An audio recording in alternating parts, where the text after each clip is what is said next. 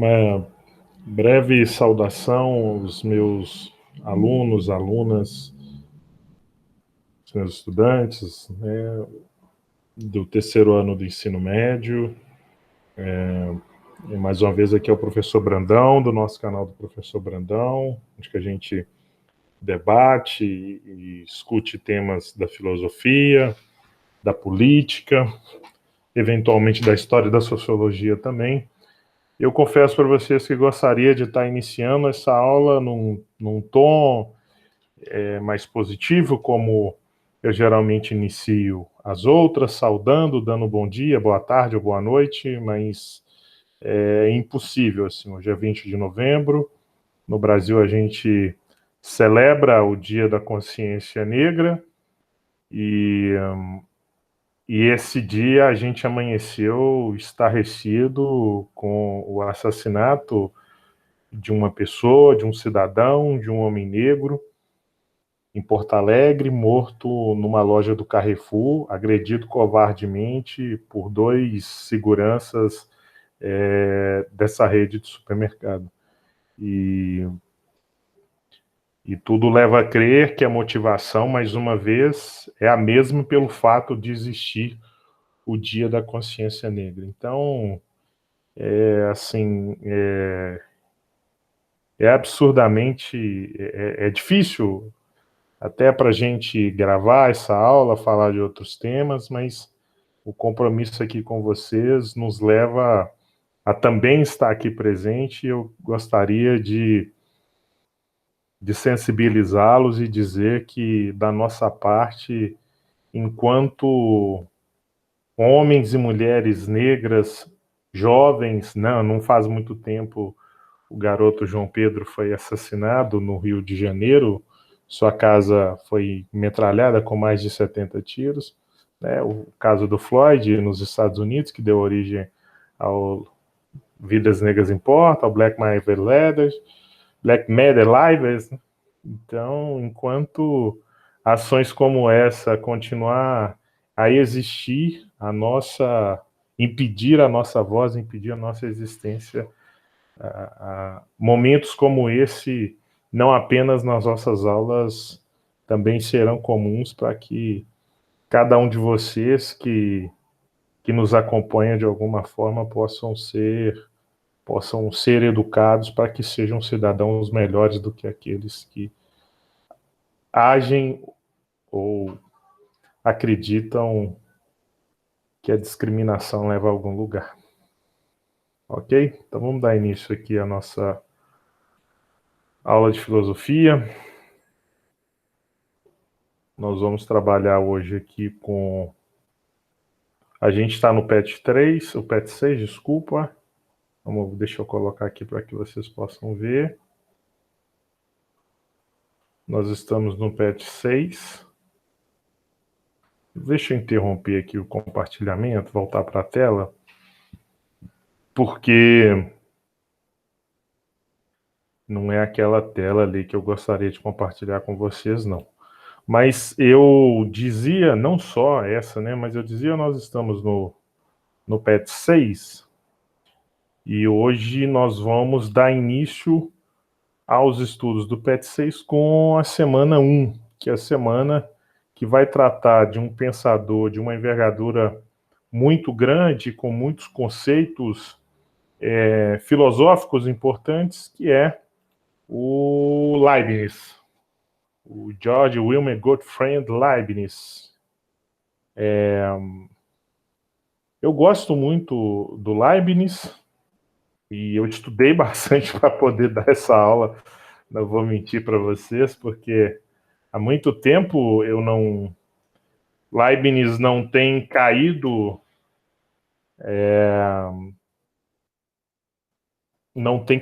nos vestibulares, no Enem, enfim, tem um certo tempo que ele não aparece, então eu tive que estudar bastante para poder dar essa aula hoje, mas vai ser uma aula dentro do contexto, né?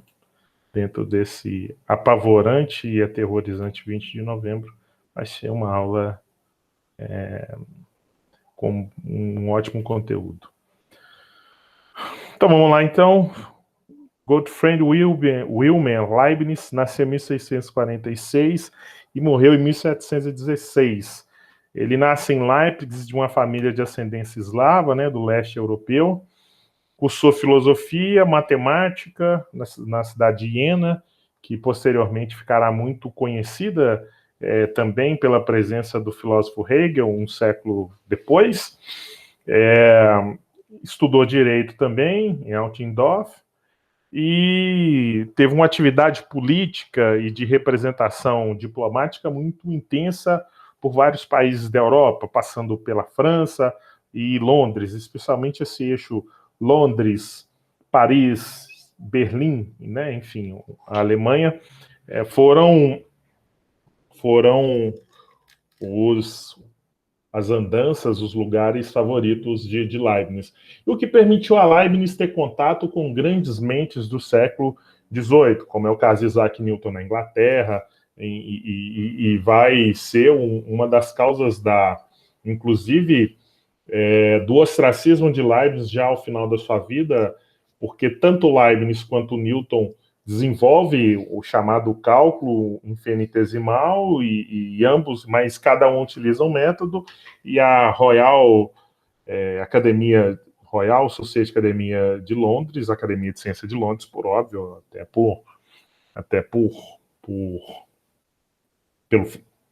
pelo fato do Newton ser inglês, defende, é claro, Isaac Newton e acusa Leibniz de ter copiado o trabalho de Newton. E Leibniz teve uma atividade política muito importante de representação de diversos reis, né? Só lembrando que aqui a Alemanha não era um país tal como nós conhecemos hoje, né? Essa Alemanha tal como nós conhecemos unificada, ela só surge no final do século XIX sob a liderança do Otto von Bismarck. E o Leibniz, do ponto de vista filosófico, ele tem uma atividade muito intensa e ele é um cara que domina muito bem a física moderna, conhece muito bem a filosofia moderna, especialmente o racionalismo, e também o empirismo, sobretudo o empirismo lockeano, né, de John Locke. Então vejamos só a filosofia. Quais são o objetivo aqui das obras filosóficas do Leibniz? Primeiro, ele faz uma tentativa de conciliar, de alguma forma, a filosofia e a ciência modernas, que tem como fundamento, a partir de Descartes, a partir da Revolução Científica de Descartes, Galileu, Kepler, Newton e essas outras grandes mentes aqui da filosofia europeia, ele tenta acomodar, ele tenta ajustar essa filosofia, essa ciência, com a metafísica clássica, ele recupera a filosofia, alguns conceitos fundamentais das filosofias de Platão e de Aristóteles. Vocês vão ouvir muito a gente falar aqui de metafísica, nós falarmos de metafísica ao longo dessa aula. O que é a metafísica? A metafísica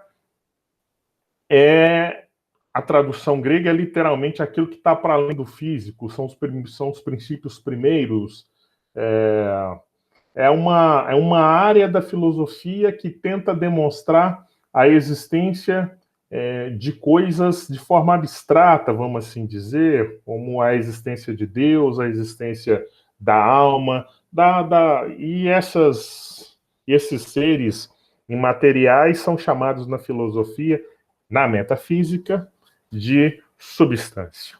Ok? Uma definição assim, bem vaga de metafísica, para que vocês possam compreender. Então, tem essa tentativa aqui de acomodar esses dois planos. O importante é que vocês possam imaginar da seguinte forma: como é que ele vai fazer essa tentativa de acomodar? Ele imagina dois planos, literalmente. O plano aqui da mão esquerda seria o plano das relações fenomênicas, das relações do mundo material, onde eu pego a minha carteira, eu pego esse carregador, eu pego esse celular, eu pego esse copo, ou seja, são coisas que acontecem num determinado espaço, aqui eu estou pegando o copo nesse espaço, e numa sucessão temporal. Eu pego o copo, agora eu pego a carteira, agora eu bato a mão no meu relógio.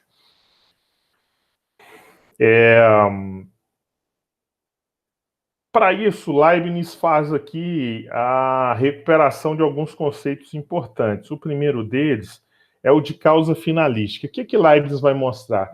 A física moderna, que nasce com Galileu, com Kepler, com essa turma da Revolução Científica, com Newton, é uma física, sobretudo, que pensa o mundo de uma maneira mecânica, que pensa o mundo na lógica da terceira lei lá do Newton, da ação e da reação. Ou seja, a natureza seria uma espécie de máquina programada para agir de uma maneira muito necessária. E o Leibniz, ele recupera o conceito de causa finalística, que é um conceito aristotélico, para dizer, olha, o fato de que, vamos pegar o julgamento de Sócrates lá na antiguidade, o fato de que o corpo de Sócrates seja composto por pernas, tendões, braços e etc., não explica a decisão final do indivíduo, do homem, do ser, da alma socrática, por ter aceitado o julgamento, ainda que injusto, de Atenas e ter tomado a cicuta e vindo a falecer da forma como foi. Então, aqui é uma escolha moral. Então, ele está apontando que a física moderna, ela serve para descrever os fenômenos do plano da natureza. Mas num plano acima, que é o plano suprassensível, que é o plano da metafísica, é necessário recuperar os conceitos de causa final, é necessário recuperar alguns conceitos metafísicos, como o conceito de substância. E aqui, por óbvio, a ideia de Deus, do primeiro motor, como diria Aristóteles, desse ser que é perfeição plena e pura, vai reaparecer. Aqui o conceito de substância e as mônadas. Na filosofia antiga, sobretudo na filosofia aristotélica, você tem muito viva essa ideia da substância. E Descartes, na sua filosofia, ele aponta para a ideia de que o que seria a essência do mundo, seria a extensão, seria o movimento, ou seja, algo corpóreo. Já o homem, Descartes, quando aponta lá a res cogita, né, a realidade pensante, o espírito pensante, Descartes vai dizer que é uma coisa, que é uma substância pensante. Então, isso já está presente em Descartes, já está presente na filosofia aristotélica, né? Mas Leibniz, ele refina esse conceito. Leibniz chama de inteléquia ou de mônada, que quer dizer o quê? A substância que, enquanto tem em si mesma sua própria determinação e perfeição essencial. Ou seja, a substância como nós, que somos espíritos evoluídos, que somos espíritos intelectuais, criados por uma consciência superior, uma mônada originária e altamente simples e perfeita que é Deus, cada mônada tem em si a sua perfeição, porque ela foi criada por um ser perfeito. É um pouco difícil, assim, esses conceitos, mas eu espero que com o passar do tempo vocês consigam dominar com mais propriedade essas coisas que a gente está dizendo. É importante aqui, para que vocês tenham noção, aqui, ó, nós estamos no PET 3, aqui, eu vou colocar lá para vocês, por que a gente está usando, por que eu estou usando, fazendo essa apresentação daquela maneira ali. Porque,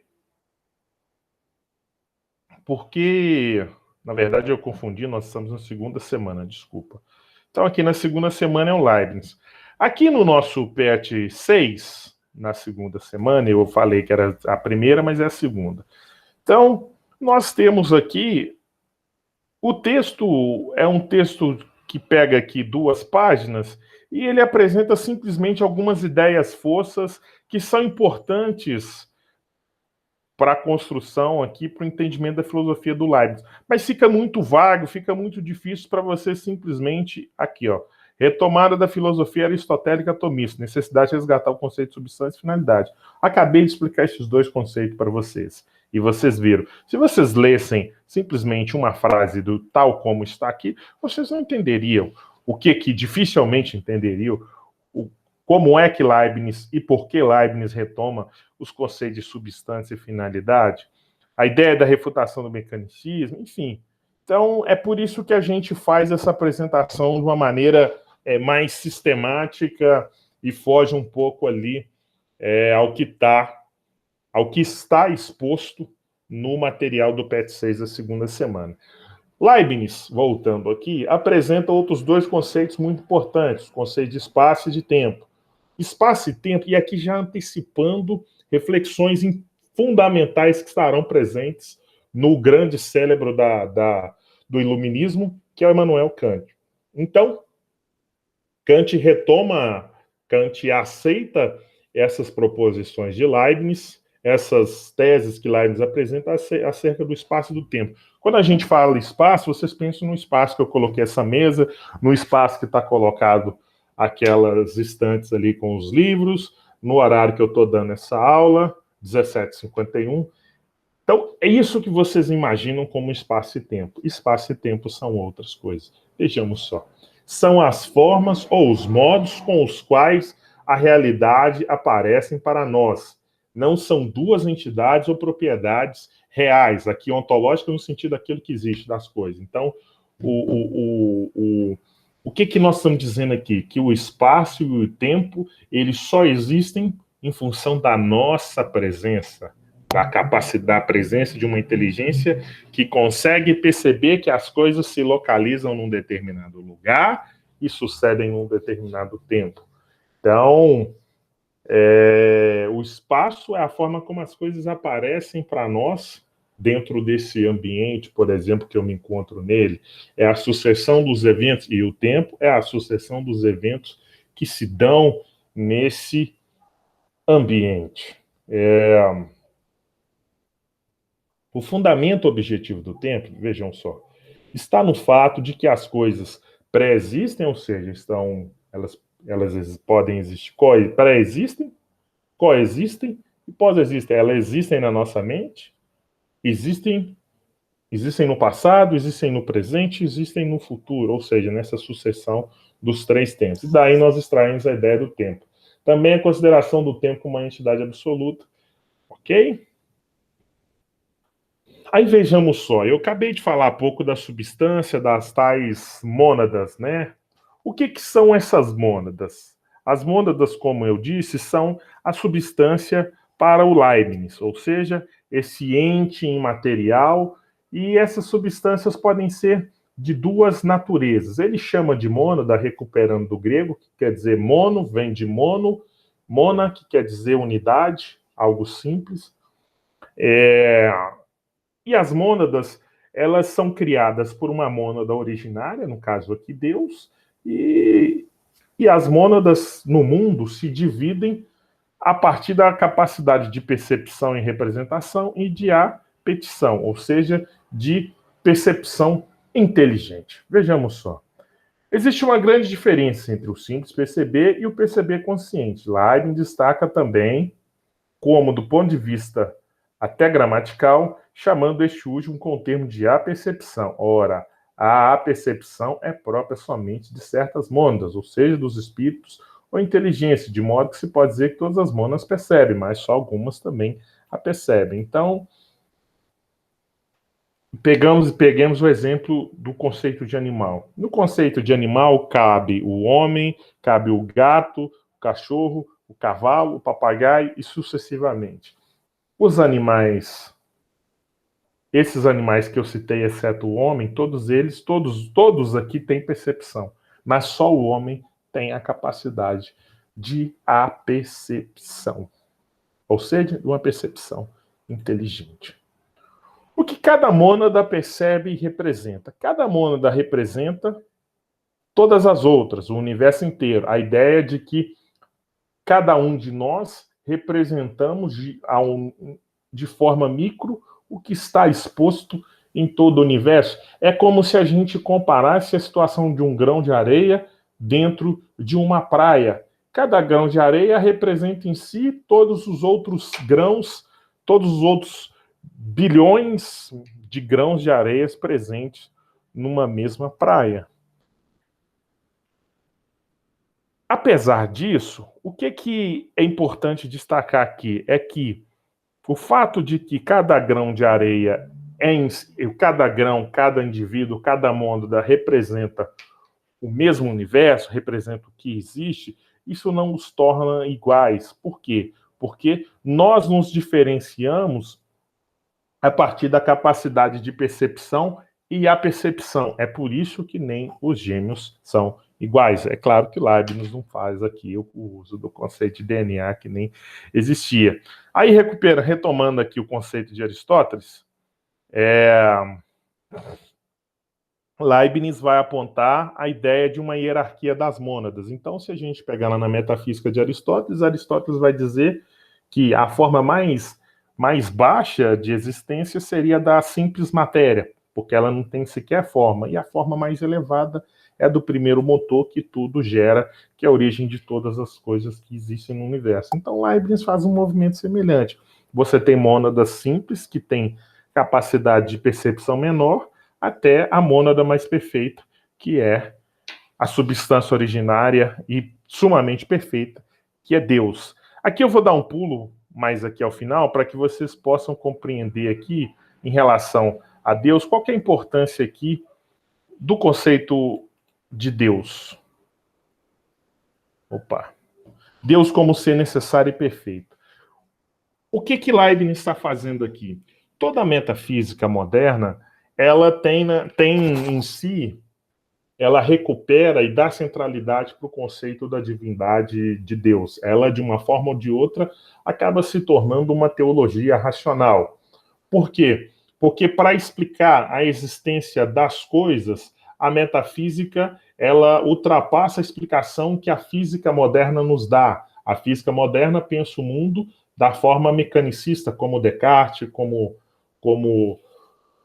Isaac Newton, como Galileu, como essas grandes mentes da modernidade. E para explicar o porquê do mundo existir, o porquê das coisas serem assim, a metafísica pressupõe aqui a entidade do divino, a entidade de Deus, Deus como um princípio totalizador, perfeito e que criaria todas essas substâncias no mundo. E como é que se demonstra a existência de Deus? Pela simples razão. É impossível você imaginar que exista um ser totalmente perfeito e desse ser que é totalmente perfeito não haja entre as suas perfeições o atributo da existência. Ou seja, esse ser perfeito, que a gente chama de Deus, a existência e a essência nele coincidem, nele se confundem. Ok? Vamos voltar lá para esse problema aqui.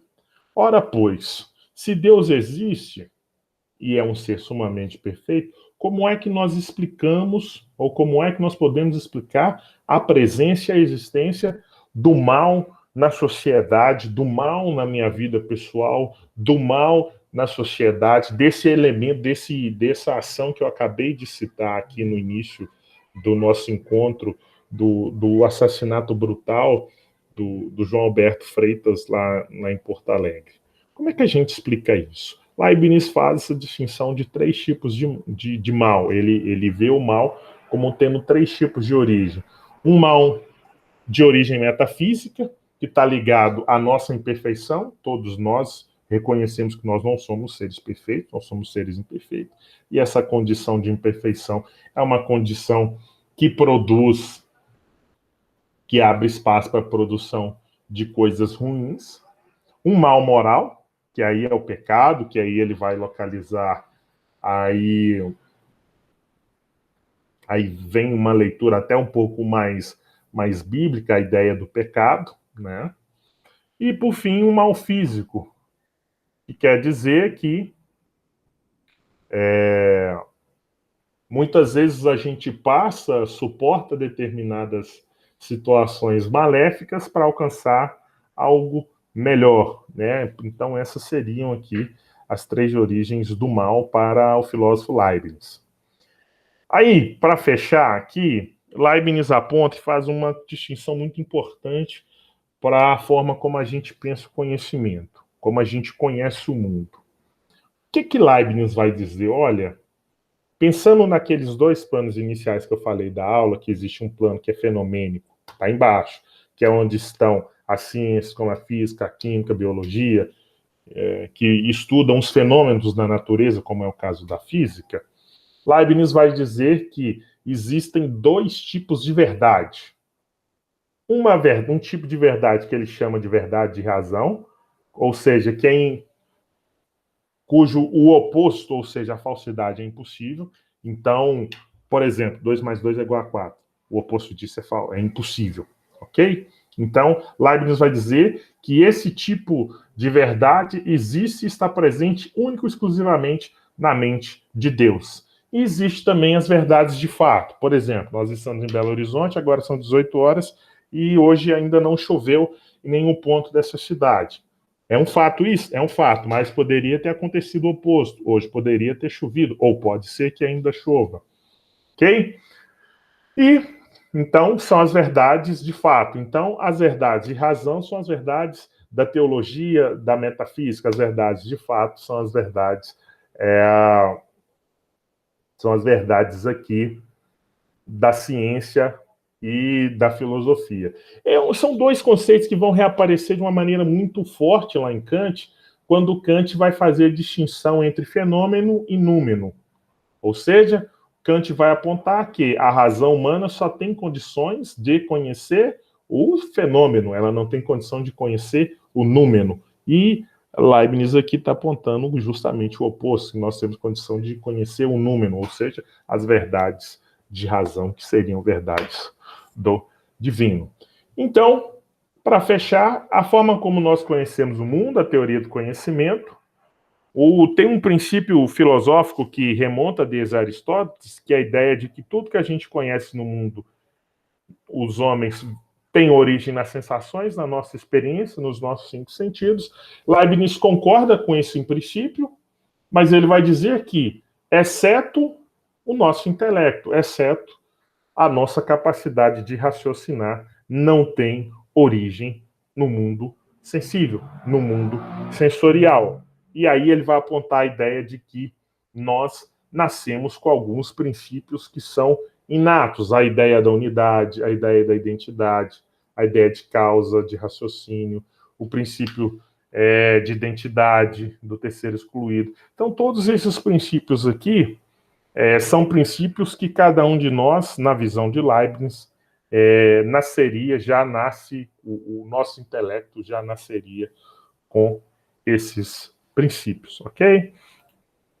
Vamos passar aqui para as atividades. Então, eu acho que vocês deveriam rever esse conteúdo, porque é a primeira vez que o PET coloca para nós, nessas 6 edições, nós já trabalhamos com outros atores que também apresentavam muitos conceitos, mas é a primeira vez que o texto traz muitos conceitos, vários conceitos de um mesmo filósofo, aprofunda tanto, e o faz de uma maneira muito simplória, muito simples, aqui, como vocês podem ver aqui nas páginas 124 e nas páginas 125, ok? Então, vamos fazer as atividades aqui, espero que vocês possam retomar essa aula para compreender melhor, eventualmente, tudo que foi dito aqui. Questão 1 da página 126. A substância é um ser capaz de ação.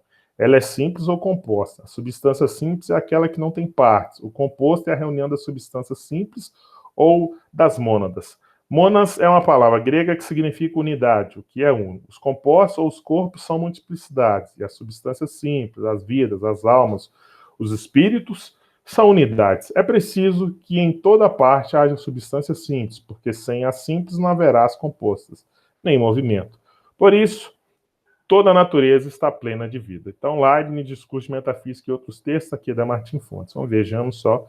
Dentre as diversas reflexões, Leibniz voltou sua atenção para o tema da metafísica, que trata basicamente do fundamento de realidade das coisas do mundo. A busca por esse fundamento muitas vezes é resumida a partir do conceito de substância. Para ele se refere a algo que... Então, a questão aqui está nos pedindo, retoma lá algumas coisas que nós trabalhamos, aqui na aula, especialmente o conceito de substância e o de mônada. Então, eles, evidentemente, têm muita proximidade. Então, a questão pede para nós o quê?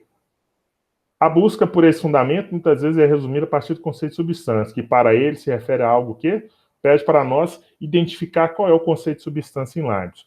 Complexo por natureza, constituindo a unidade mínima do cosmos, estabilizador da realidade, da existência de permanência desta, desdobrado num composto em vez de gerá-lo, unindo-se a outra substância simples, considerado simples e múltiplo a um só tempo, ser todo indecomponível, constituído de partes, é essencial na estrutura do que existe no mundo, sem deixar de contribuir para o movimento. Vejamos só.